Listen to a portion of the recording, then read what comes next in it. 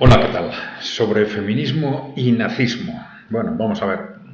Alrededor de este tema es curioso porque se nos han quejado, por un lado, algún simpatizante del feminismo por esa asociación de los dos conceptos y luego algún simpatizante del nazismo. Ha dicho, ¿cómo nos podéis comparar con? ¿No? Bueno, vamos a ver. Esto requiere aclarar conceptos. Yo creo que lo intentamos hacer, pero entiendo que cueste, ¿no? Vamos a ver. Primero, no hablamos de feminismo, intentamos utilizar en nuestro análisis, ¿no? Dentro de lo posible, términos distintos a feminismo, como son proceso de emancipación de la mujer y posmofeminismo. Proceso de emancipación de la mujer digamos, está relacionado con con bases objetivas, reales de esta problemática, y el posmofeminismo es la manipulación de ese proceso de liberación, de emancipación de la mujer. Lo que ocurre es que la palabra feminismo a veces se utiliza en un sentido, en otro, o mezclando las dos cosas, y por eso resulta demasiado confusa, ¿no? Bien. Y por otro lado, es importante distinguir entre, precisamente por esa manipulación que es el posmofeminismo, entre, digamos, la imagen externa, lo que se proyecta en las calles o en la acción política, por ejemplo, de ese movimiento, y otra cosa es lo que es en realidad.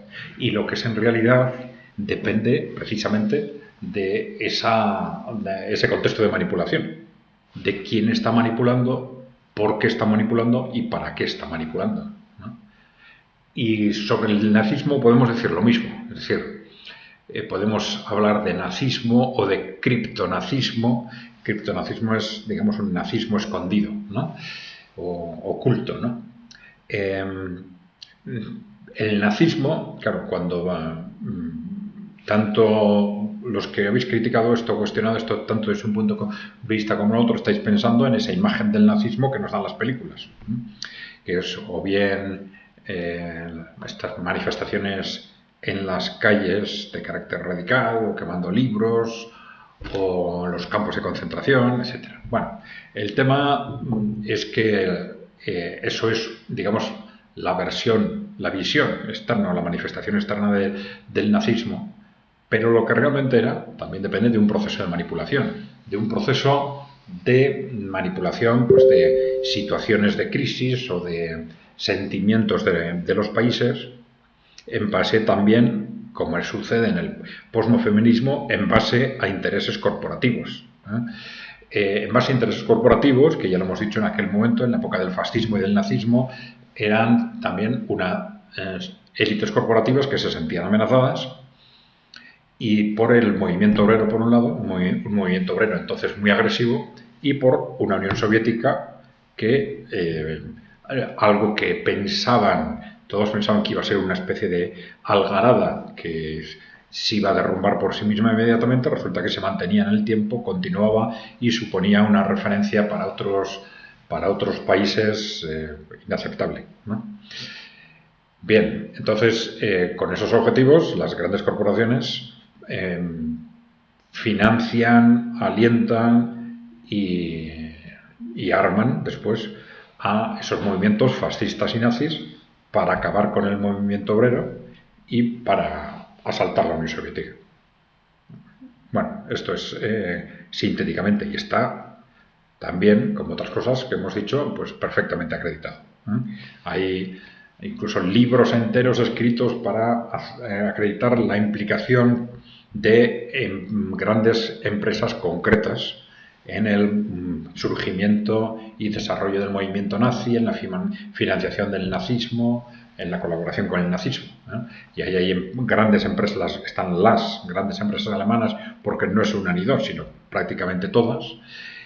Otras empresas de países europeos como Holanda, Francia, Reino Unido, y muchísimas empresas norteamericanas, grandes empresas norteamericanas.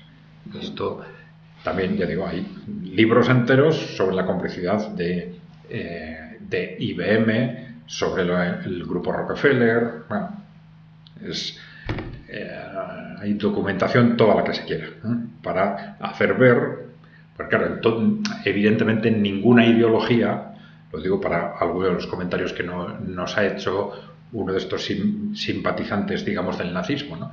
Ninguna ideología dice, se presenta públicamente como un instrumento de las grandes corporaciones, lógicamente, ¿no? Y se presenta con argumentos defendiendo, digamos, objetivos o estrategias que la gente va a interpretar como positivos. Pero otra cosa es lo que son realmente.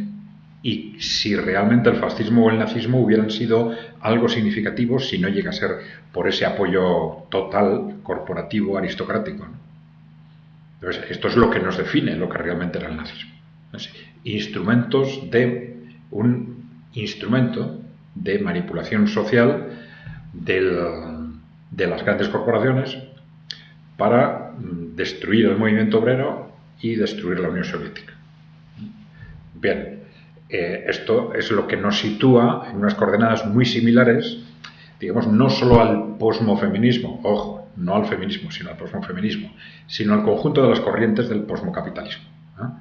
Que se basan también en una manipulación corporativa cuya base filosófica es el posmodernismo, y que en esa base filosófica del posmodernismo late también esa manipulación corporativa en esa supeditación de la razón a la emoción. Ojo, como el nazismo.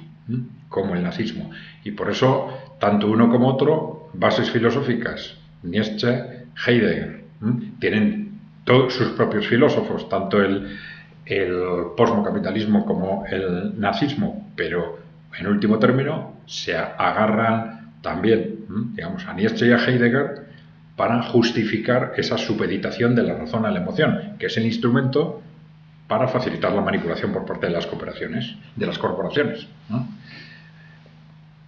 Bueno, yo creo que he intentado que se entienda, ¿no? Entonces, la similitud no es tanto entre feminismo, sino en el posmofeminismo, ¿no? El posmofeminismo, dejando esto claro, que no es el proceso de emancipación de la mujer, sino el posmofeminismo, por un lado, como también el conjunto del posmocapitalismo o de las corrientes woke, como queráis, y el nazismo, entendido no como esa manifestación externa del nazismo, sino como lo que era realmente. En los dos casos, manipulaciones sociales, instrumentos de manipulación social radical por parte de las grandes corporaciones. Bien, por favor, si no estáis suscritos, acordaros de darle a la tecla de suscribirse, ya sabéis que es gratuito, y dejarnos preguntas o comentarios. Gracias por seguirnos. Hasta la próxima.